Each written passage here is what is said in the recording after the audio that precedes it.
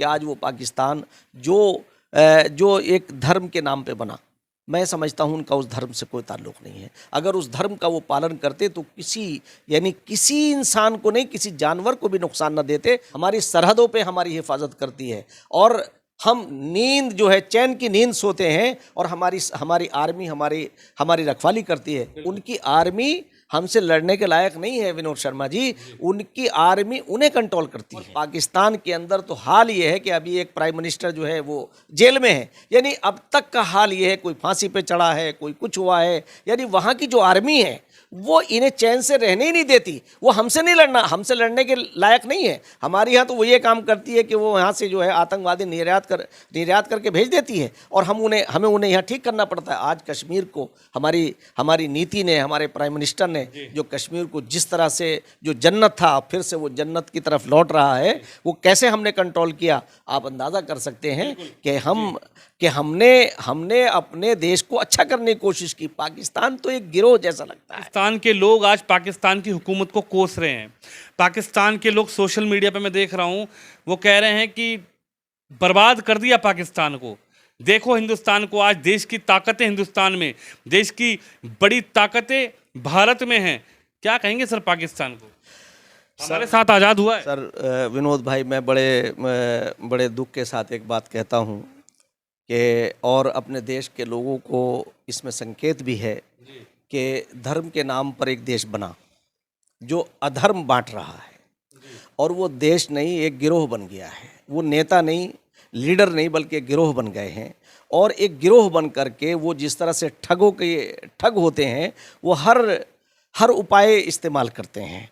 जैसे मैं आपको बताऊं कि उन्होंने इस्लाम के नाम पर पूरे जो इस्लामिक जगत है वहाँ से वो मांग करके लाते हैं, भिखारियों की तरह जाते हैं और उन्हें कहते हैं हम मुसलमान हैं, हम इस्लाम की सरबलंदी के लिए काम करेंगे, हम ये करेंगे। यहाँ तक कि आज मैं आपको एक और ख़बर दे रहा हूँ कि आज सऊदी अरब के हुक्मरान, वहाँ के प्राइम मिनिस्टर, वहाँ के प्रिंस मोहम्मद बिन सलमान का आज राष्ट्रपति भवन के अंदर जो हमारे प्रधानमंत्री और हमारे राष्ट्रपति महोदया ने उनका स्वागत किया है। और जो कल से हम मोहम्मद बिन सलमान का एटीट्यूड देख रहे हैं कि वो किस तरह से भारत के लिए और भारत के लोगों के लिए उनके दिल के अंदर जिस तरह से जगहें होती चली गई हैं, क्योंकि हमारा बरसों पुराना हमारा सऊदी अरब से हमारा ताल्लुक़ था, जिनसे ये मांग के लाया करते थे। आज वो सारे के सारे लोग हमारे साथ खड़े हुए हैं। हमारी जो हमारी विदेश नीति है वो इतनी शानदार है कि हमने अपने कमज़ोर हमने ताकतवर मुल्कों को भी उनकी हैसियत में ला के खड़ा कर दिया। चीन हमें बराबर हमारे ऊपर आक्रमण करता था और अपनी ताकत का नाजायज़ इस्तेमाल करता था। आज ये देखिए कि दुनिया के सारे ताकतवर लोग आज भारत के अंदर जो G20 की हम अध्यक्षता हमने की है, जिससे हम पूरा यानी आप समझिए कि हम तो ईश्वर का धन्यवाद भी नहीं कर सकते कि उसने हमें ये इज़्ज़त दी है। और सारे देश आकर के सारी दुनिया में आप उठा के देखिए कि आज जहाँ जुल्म हो रहा है, हम तो ये कहते हैं कि जुल्म को रोकना ये भी हमारा कर्तव्य है और उसके लिए आवाज़ उठाना ये भी हमारा कर्तव्य है। और ये काम वो हमारा मालिक जो ईश्वर है हमारा, पाकिस्तान की हालत पे क्या वो हमसे लेगा। और हमने यूक्रेन वगैरह जहाँ भी ये जंगें हो रही हैं उसके लिए, और पाकिस्तान के बारे में मैं वही कहना चाह रहा था कि आज वो पाकिस्तान जो एक धर्म के नाम पे बना, मैं समझता हूँ उनका उस धर्म से कोई ताल्लुक़ नहीं है। अगर उस धर्म का वो पालन करते तो किसी इंसान को नहीं, किसी जानवर को भी नुकसान न देते। और वहाँ का नतीजा ये है कि क्योंकि मैं आपको एक पॉलिटिकली बात आपको बताऊँ राजनीतिक तौर से, कि हमने निरंतर अपने देश ने, भारत ने, जब से हम आज़ाद हुए, हमने निरंतर प्रोग्रेस की है कि हम अपने देश को अच्छा कैसे बनाएं। हम अपने लोकतंत्र को, यानी जो लोकतंत्र में प्रजातंत्र है, आज प्रजा अपना सरकार बनाती है। तो आज हमारा प्राइम मिनिस्टर जो है वो अपने आप को भारत का सेवक कहता है। उन लोगों ने क्या है, जो वहाँ लोग हैं उनके यहाँ डेमोक्रेसी नहीं है, बल्कि वहाँ की आर्मी, मैं ये कहा करता हूँ। एक दिन एक नेशनल न्यूज़ चैनल पर एक पाकिस्तान के एक राजनीतिक विश्लेषक थे, मैंने उनसे कहा कि सुनो कि देखो तुम, और अगर तुम कुछ कर सकते हो तो करो अपने देश के लिए। कैसे कि हमने यहाँ, हमारी जो आर्मी है हमारी सरहदों पे हमारी हिफाजत करती है और हम नींद जो है चैन की नींद सोते हैं और हमारी हमारी आर्मी हमारी रखवाली करती है। उनकी आर्मी हमसे लड़ने के लायक नहीं है विनोद शर्मा जी, उनकी आर्मी उन्हें कंट्रोल करती है। और वहाँ जो जमींदार तंत्र है, हमने जमींदारों का खात्मा शुरू ही में कर दिया। अपने भारत के अंदर न जमींदार है, न राजा है, न नवाब हैं। हमने सबसे पहले सबसे बड़ा काम ये हुआ है कि आज हमने राजतंत्र को ख़त्म किया और लोकतंत्र को यहाँ जिंदा किया। और लोकतांत्रिक व्यवस्था को, मर्यादाओं को हम जी रहे हैं। चाहे हम में आपसी मतभेद हो सकते हैं, पॉलिटिकली मतभेद हो सकते हैं, मैं समझता हूँ कि हमारे मनभेद नहीं है। और पाकिस्तान के अंदर तो हाल ये है कि अभी एक प्राइम मिनिस्टर जो है वो जेल में है। यानी अब तक का हाल ये है, कोई फांसी पे चढ़ा है, कोई कुछ हुआ है। यानी वहाँ की जो आर्मी है वो इन्हें चैन से रहने ही नहीं देती। वो हमसे लड़ने के लायक नहीं है। हमारे यहाँ तो वो ये काम करती है कि वो यहाँ से जो है आतंकवादी निर्यात करके भेज देती है और हमें उन्हें यहाँ ठीक करना पड़ता है। आज कश्मीर को हमारी नीति ने, हमारे प्राइम मिनिस्टर ने जो कश्मीर को जिस तरह से जो जन्नत था फिर से वो जन्नत की तरफ लौट रहा है, वो कैसे हमने कंट्रोल किया आप अंदाज़ा कर सकते हैं कि हमने अपने देश को अच्छा करने की कोशिश की। पाकिस्तान तो एक गिरोह जैसा लगता है, बिल्कुल मुझे ऐसा लगता है सबसे ज़्यादा गुंडे मवाली, और वहाँ के लोग खुद बहुत परेशान हैं। मैं तो बल्कि अभी क्रिकेट का जो मैच हो नहीं पाया उसमें मैंने देखा, मुझे बहुत यानी आपार खुशी हुई कि एक बच्ची हमारी पाकिस्तान की एक बेटी, मुझे बहुत ही यानी मुझे उस वक्त महसूस हुआ कि देखो इसके अंदर एक ये भारत का कहीं ना कहीं भारत से उसका ताल्लुक़ रहा होगा, वो ब्लड काम कर रहा है। उस बच्ची ने अपने मुंह के ऊपर दो तरफ, एक तरफ पाकिस्तान का फ्लैग और एक तरफ इंडिया का। उससे पूछा तुमने इंडिया का, तो उसने कहा नहीं, कि उसने कहा अगर बाबर आजम हार गए तो तुम क्या करोगी, कि मुझे कोई रंज नहीं होने का अगर कोहली जीत गए तो। और आप समझिए विराट कोहली जो हमारा बड़ा प्रिय है, हमारे देश का एक खिलाड़ी है, हम बहुत मोहब्बत करते हैं। जब वो 19 खेलना शुरू किया तो वो वाकई एक बच्चे की तरह जब आते थे तो हमें बड़ा प्यार आता था विराट कोहली पर। और विराट कोहली का जब उसने नाम लिया और अपने मुंह के ऊपर एक तरफ पाकिस्तान का फ्लैग एक तरफ इंडिया का फ्लैग, तो ये तो वहाँ के पाकिस्तानियों का, पाकिस्तान के नागरिकों का ये हमारे लिए सम्मान है। और मैं समझता हूँ जो अखंड भारत की बात होती है, ये खुद ब खुद ही इस लायक हो जाएंगे कि ये तो इस देश को चला नहीं पाएंगे शायद, मगर हम तो अपने पड़ोसियों के लिए अच्छा सोचते हैं।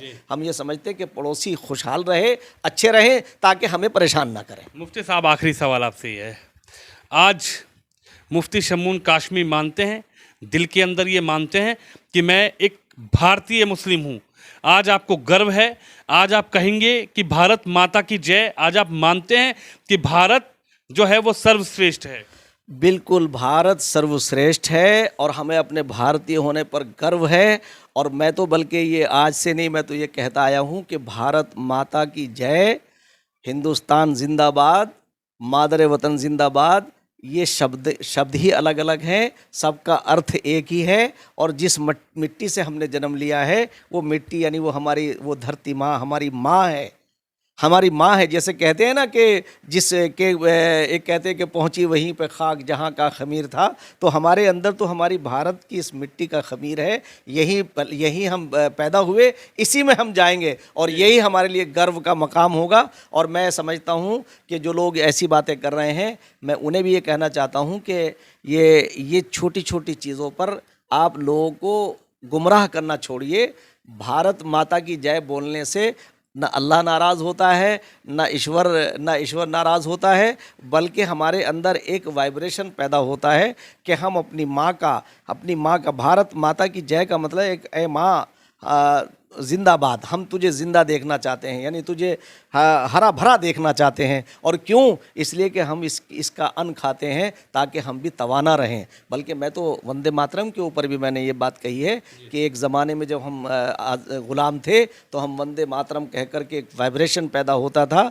और वो वाइब्रेशन वो है, ये नहीं है जो लोग, बहुत सारे लोग ये हैं वो इधर उधर ले जाते हैं उसके अर्थ को। उसका अर्थ ये नहीं है कि पूजा और इबादत, तपस्या, ये अलग अलग शब्द हैं।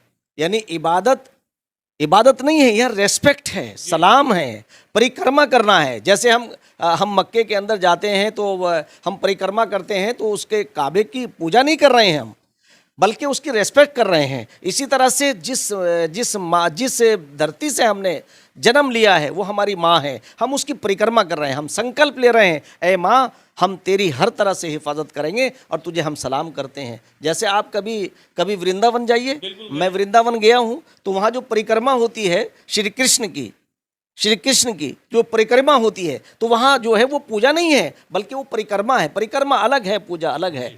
ये जो शब्दावली है ये अलग है। मैं समझता हूँ कि जिसे कहते हैं ना कि अहले दानिश ने बहुत सोच के उलझाया है, गैर मुमकिन है कि हालात की गुत्थी सुलझे। यानी कुछ अक्लमंदों ने ये जानते हुए भी कि हम गलत व्याख्या कर रहे हैं, मगर उन्हें क्योंकि मज़ा आता है इसमें कि लोग आपस में लड़ते रहें, झगड़ते रहें। मैं तो ये कहता हूँ कि हमारे दो खून के रिश्ते हैं, हम सब भारतीय हैं और भारत के लोगों के अंदर भारतीयता पैदा होनी चाहिए। और इस कार्यक्रम ने, विनोद शर्मा जी, तमाम भारतीयों को इतना गौरवान्वित किया है कि आज अपने साथ नाम के साथ लोग भारतीय लगाना गर्व महसूस करेंगे। तो मैं समझता हूँ कि आज वो क्षण हमारे लिए आए हैं कि हमने पूरे विश्व को अपनी सभ्यता से, अपनी तहजीब से, अपनी मेहमान नवाजी से सबको भाव विभोर कर दिया है और सारे लोग हमारी प्रशंसा, हमारे प्रधानमंत्री की प्रशंसा करते जा रहे हैं। और एक बात और मैं आपसे कहना चाहूँ, जो देश के लोग ये कहते हैं कि साहब उसके जो भारत मंडपम जो है उस जो बना, इससे पहले जो अभी दोनों के बारे में कहना चाहता हूँ, पार्लियामेंट हाउस के बारे में और भारत मंडपम के बारे में। तो भारत मंडप और पार्लियामेंट, इससे पहले कोई इतना बड़ा हमारे पास कोई स्ट्रक्चर ही नहीं था जहां हम इतना बड़ा कन्वेंशन कर लें, इतनी बड़ी जहां हम कोई कॉन्फ्रेंस कर ले, इतना बड़ा कोई प्रोग्राम कर ले। ये तो देश के प्रधानमंत्री को इसका श्रेय जाता है कि उन्होंने पार्लियामेंट को भी का भी विस्तार किया और उन्होंने जो है ये मंडप भी बनाया। इससे बड़ी और क्या बात हो सकती है। तो देश के लोगों को गुमराह नहीं होना चाहिए बल्कि मौका देना चाहिए। मैं समझता हूं कि हमारे प्रधानमंत्री जिस तरह से वो सबका साथ, सबका विकास, सबके विश्वास को हासिल कर रहे हैं, तो देश के लोग भी उनके साथ हैं। मुझे पूरी आशा है कि ये राहुल गांधी हो, कांग्रेस हो, या जो ये गठबंधन ये बन रहा है, जिन्होंने, मैं समझता हूं कि इंडिया का नाम तो उन्हें इस्तेमाल नहीं करना चाहिए था, इसलिए कि इंडिया जो है ये प्रॉपर्टी नहीं है किसी की। और ऐसे मैं समझता हूं इस तरह के रजिस्ट्रेशन नहीं होने चाहिए। इस पे स्वयं जो है वो सुप्रीम कोर्ट को भी इस पे और इलेक्शन कमीशन को भी इस पर संज्ञान लेना चाहिए कि इस तरह के रजिस्ट्रेशन नहीं होने चाहिए और ना हो सकते हैं कि जिसमें इंडिया के हारने और जीतने की बात आए। चलिए, हमारे साथ मुफ्ती शम्मून कासमी साहब हैं और जिस तरीके से साहब ने कहा कि आज मुझे एक भारतीय होने पर गर्व है और मैं गर्व से बोलता हूं भारत माता की जय। और जिस तरीके से G20 हुआ, भारत में ताकतवर देश आए, उनका स्वागत हुआ, इससे भी मैं खुश हूं।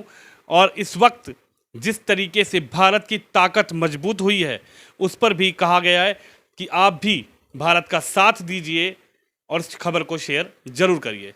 कैमरामैन शिवम यादव के साथ विनोद शर्मा।